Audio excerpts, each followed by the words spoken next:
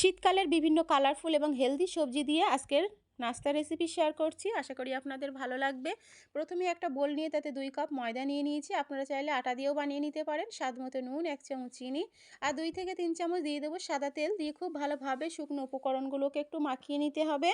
খুব ভালোভাবে কিন্তু ময়দাটাকে ময়াম দিয়ে নিতে হবে। যখনই দেখবেন হাতে এভাবে ডেলা পাকিয়ে আসছে তখনই বুঝতে হবে ময়াম দেওয়াটা ঠিক আছে। তারপর অল্প অল্প জল দিয়ে একটা সফট ডো তৈরি করে নিতে হবে। আমি এখানে নর্মাল টেম্পারেচারের জল ব্যবহার করেছি। বারে বারে জলটা দিয়ে কিন্তু আমাদের এই ডোটা তৈরি করে নিতে হবে। যখনই দেখবেন ডোটা এভাবে হাতে লেগে আসছে তখনই উপর থেকে দিয়ে দিতে হবে সাদা তেল। অল্প একটু সাদা তেল দিয়ে আবারও ময়দাটাকে খুব ভালোভাবে আমাদের মাখিয়ে নিতে হবে। এখন এটা আমার রেডি হয়ে গেছে। উপর থেকে একটা ভিজে কাপড় চাপা দিয়ে একটা ঢাকনা চাপা দিয়ে এটা 15 থেকে 20 মিনিট রেস্টে রেখে দেবো। ততক্ষণে আমি এই নাস্তার পুরটা তৈরি করে নিচ্ছি। গ্যাসে একটা প্যান বসিয়ে তাতে সামান্য একটু সাদা তেল দিয়ে দিয়েছি এবং তেলটাকে চারিদিকে এভাবে ছড়িয়ে নিতে হবে। তেলটা গরম হয়ে আসলে তারপর আমি এখানে দিয়ে দেবো একটা ডিম। ডিমটা দিলে কিন্তু নাস্তাটা অনেক বেশি হেলদি হবে। যারা ডিম পছন্দ করেন না তারা এটা স্কিপও করতে পারেন। উপর থেকে সামান্য একটু লবণ এবং একটু গোলমরিচের গুঁড়ো ছড়িয়ে দিয়েছি। তারপর ডিমটা নিচের দিকে একটু সিদ্ধ হয়ে আসলে আমি একটা স্প্যাচুলার সাহায্যে এভাবে ডিমটাকে ছোট ছোট টুকরো করে তেলের মধ্যে ভেজে নেব। ডিমটাকে কিন্তু আমাদের একটু বেশ ভালো করেই ভেজে নিতে হবে। 2 থেকে 3 মিনিট এভাবে ডিমটাকে ভাজার পর আমার দেখুন রেডি হয়ে গেছে। এখন ডিমের ভুজিয়াটাকে আমি তুলে নেব। তারপর ওই একই প্যানের মধ্যে আমি আরও একটু সামান্য তেল দিয়ে নিয়েছি। দিয়ে তাতে দিয়ে দেবো 1/2 চামচ পাঁচফোড়ন। পাঁচফোড়নটাকে খুব ভালোভাবে তেলের সঙ্গে মিশিয়ে নিতে হবে।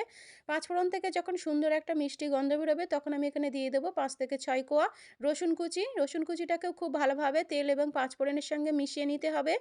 এই পাঁচফোড়ন এবং রসুনের একটা মিষ্টি ফ্লেভার বেরালে তারপর আমি এখানে দিয়ে দেবো পেঁয়াজ কুচি। আমি একটা মিডিয়াম সাইজের পেঁয়াজ ছোট টুকরো করে কেটে নিয়েছি আর দিয়ে দেবো 2টো কাঁচা লঙ্কা কুচি। ঝালটা অবশ্যই নিজেদের পছন্দ মতন দেবেন। যে যতটা বেশি ঝাল পছন্দ করেন তারা ততটা বেশি ঝাল ব্যবহার করবেন। খুব ভালোভাবে একটু মিশিয়ে ভাজার পরে আমি এখানে দিয়ে দেবো সবজি। প্রথমেই দিয়ে দিচ্ছি স্লাইস করে কেটে রাখা আলু, সঙ্গে দিয়ে দেবো স্লাইস করে কেটে রাখা গাজর এবং বাঁধাকপি। আর এখানে দিয়ে দেবো ছোট টুকরো করে কেটে রাখা স্প্রিং অনিয়ন, সঙ্গে দিয়ে দেবো স্বাদ মতো লবণ আর দেবো 1/2 চামচ লঙ্কা গুঁড়ো। অবশ্যই লঙ্কাটা নিজেদের স্বাদ মতন ব্যবহার করবেন। 1/2 চামচ দেবো ভাজা জিরের গুঁড়ো এবং দিয়ে দেবো 1/2 চামচ কালো গোলমরিচের গুঁড়ো আর দেবো 1/2 চামচ চাট মশলার গুঁড়ো। অবশ্যই চাট মশলাটা দেওয়ার চেষ্টা করবেন, এতে করে কিন্তু স্বাদটা অনেক ভালো হয়। সব কিছু খুব ভালোভাবে একটু মিশিয়ে নিতে হবে। খুব ভালোভাবে মেশানোর পর এখানে দিয়ে দেবো 1 চামচ আদা রসুন বাটা। আপনারা চাইলে কিন্তু এখানে আদা রসুনের গুঁড়োটাও ব্যবহার করতে পারেন। খুব ভালোভাবে আবারও মিশিয়ে নেওয়ার পর এখানে দিয়ে দেবো সামান্য একটু জল। সামান্য একটু জল দিয়ে আবারও কিন্তু আমাদের খুব ভালোভাবে মিশিয়ে নিতে হবে। মেশানোর পর আমি এখানে একটা ঢাকনা চাপা দিয়ে এখানে 3 থেকে 4 মিনিট এই সবজিগুলোকে একটু রান্না করে নেব, যাতে সবজিগুলো খুব ভালোভাবে সিদ্ধ হয়ে যায়। 3 থেকে 4 মিনিট পর দেখুন সবজির জলটা একদম শুকিয়ে গেছে এবং সবজিগুলো কিন্তু খুব ভালোভাবে সিদ্ধ হয়ে গেছে। এখন এই পর্যায়ে দিয়ে দেবো ভেজে রাখা ডিম আর উপর থেকে ছড়িয়ে দেবো অল্প পরিমাণে ধনেপাতা কুচি। এটা আপনারা চাইলে স্কিপও করতে পারেন, কিন্তু ধনেপাতাটা দিলে ফ্লেভারটা খুব সুন্দর হয়। খুব ভালোভাবে মিশিয়ে নেওয়ার পর এটা আমার রেডি হয়ে গেছে। এখন একটা নামিয়ে নেব।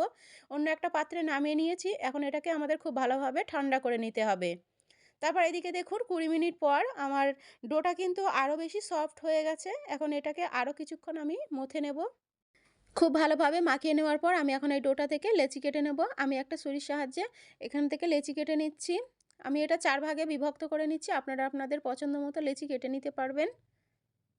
তারপর লেচিগুলোকে এভাবে একটু গোল গোল করে নিচ্ছি, যাতে পরবর্তীকালে যখন এটা রুটির আকারে তৈরি করে নেব তখন সুবিধা হয়। সবগুলোই তৈরি করে নিয়েছি। এখন এখান থেকে একটা নিয়ে বাকিগুলোকে ভিজে কাপড় চাপা দিয়ে এভাবে রেখে দেবো, যাতে উপরটা ড্রাই না হয়ে যায়। তারপর উপর থেকে অল্প পরিমাণ ময়দা ছড়িয়ে আমি একটা রুটির আকারে তৈরি করে নেব। রুটি আমরা বাড়ি যেমন নর্মাল তৈরি করি সেভাবেই কিন্তু একটা বড় রুটির আকারে তৈরি করে নিতে হবে। এটা খুব বেশি পাতলাও হবে না, আবার খুব বেশি মোটাও হবে না। আশা করি দেখেই বুঝতে পারছেন। এখন এটা চারপাশ থেকে একটা ছুরির সাহায্যে আমি কেটে বাদ দিয়ে নেব। এই নাস্তাটা কিন্তু অসম্ভব খেতে মজার হয়। বাচ্চারা সবজি খেতে চায় না, তাদের যদি এইভাবে এই নাস্তাটা তৈরি করে দিতে পারেন তাহলে কিন্তু তারা খুব মজা করে এই নাস্তাটা খেয়ে নেবে। চারপাশ থেকে খুব ভালোভাবে বাদ দেওয়া হয়ে গেছে। এখন মাঝ বরাবর আবারও চারপাশ করে এভাবে কেটে নেব। এটা আমি চারকোনা শেপে তৈরি করে নিচ্ছি। দেখুন এটা রেডি হয়ে গেছে। আমি বাকিগুলো তুলে নিচ্ছি এবং একটা দিয়ে আমি এটা তৈরি করে দেখাবো। এখন যে পুরটা রেডি করে রেখেছিলাম সেই পুরের থেকে আমি কিছু কিছু অংশ করে এর ওপরে লেচির ওপরে দিয়ে এভাবে 4-5টা এভাবে জাস্ট ধরে নিতে হবে হাতের মধ্যে। আশা করি দেখেই বুঝতে পারছেন কাজটা কিভাবে করছি। একটু মনোযোগ সহকারে দেখলেই কিন্তু আপনারাও খুব সহজে এটা তৈরি করে নিতে পারবেন। তারপরে চারপাশ এভাবে একটু হাত দিয়ে চেপে চেপে একটা ডিজাইনও তৈরি হয়ে যাবে খুব সুন্দর। দেখুন, আশা করি আপনারা খুব সহজেই এটা বুঝতে পেরেছেন। আপনাদের বোঝার সুবিধার্থে আমি আরও একটা তৈরি করে দেখাচ্ছি। অল্প পরিমাণে পুর এখানে দিয়ে দিতে হবে। দিয়ে এভাবে 4 সাইড জাস্ট ফোল্ড করে এভাবে হাতের মধ্যে নিয়ে প্রথমে মুখগুলো এভাবে চেপে দিতে হবে। তারপর 4 সাইড এভাবে হাত দিয়ে চেপে চেপে নিলেই কিন্তু আমাদের এই নাস্তাটা একদম তৈরি হয়ে যাবে। আশা করি দেখেই বুঝতে পারছেন নাস্তাটা কতটা সুন্দর দেখতে হয়েছে। এটা যতটা সুন্দর দেখতে খেতেও কিন্তু ততটাই মজার। বাকি সবগুলো সেম পদ্ধতিতে তৈরি করে নিয়েছি। এখন গ্যাসে একটা প্যান বসিয়ে পর্যাপ্ত পরিমাণে সাদা তেল দিয়ে মিডিয়াম আঁচে গরম করে নিয়েছি এবং এখন এখানে নাস্তাগুলো দিয়ে আমাদের ভেজে নিতে হবে। এই নাস্তাগুলো কিন্তু একসঙ্গে অনেকগুলো দিয়ে ভাজা যায়। যতগুলো ধরবে ততগুলোই কিন্তু আমি নাস্তা এখানে দিয়ে দিচ্ছি। দিয়ে খুব ভালোভাবে কিন্তু আমাদের ভেজে নিতে হবে। গ্যাসের ফ্লেমটাও অবশ্যই লো টু মিডিয়ামের মাঝামাঝি রেখে কিন্তু নাস্তাগুলো ভেজে নিতে হবে। এক সাইড ভাজা হয়ে গেলে অপর সাইডটাও কিন্তু এভাবে উল্টে পাল্টে আমাদের ভেজে নিতে হবে। এই নাস্তাটা খেতে কিন্তু অসম্ভব মজার হয়। শীতের সবজি দিয়ে যারা এখনও এই নাস্তাটা তৈরি করে খাননি তারা অবশ্যই বাড়িতে একবার ট্রাই করবেন। এটা যতটা বেশি দেখতে সুন্দর ততটা বেশিই কিন্তু মজার খেতে হয়। বাচ্চা থেকে বড় সবাই কিন্তু খুবই পছন্দ করে এটা খেয়ে নেবে। অনেক বাচ্চা আছে যারা সবজি খেতে পছন্দ করে না, তারা কিন্তু এটা অনেক বেশি মজা করে খেয়ে নেবে। এখন দেখুন 2 সাইড উল্টে পাল্টে আমার ভাজা হয়ে গেছে। এভাবে কালার করে আমার ভাজতে সময় লেগেছে 7 থেকে 8 মিনিট। একটু নিজের মন মতো কালার করে কিন্তু আমাদের ভেজে নিতে হবে গোল্ডেন ব্রাউন করে। এখন সব নাস্তাগুলোকে আমি তুলে নিচ্ছি এবং বাকি নাস্তাগুলোকেও সেম পদ্ধতিতেই ভেজে নেব। এখন সরাসরি আমি এটা প্লেটে সার্ভ করে নিচ্ছি। আশা করি দেখেই বুঝতে পারছেন নাস্তাগুলো কতটা মজার হয়েছে দেখতে। এটা যতটা দেখতে সুন্দর ততটাই বেশি মজার খেতে।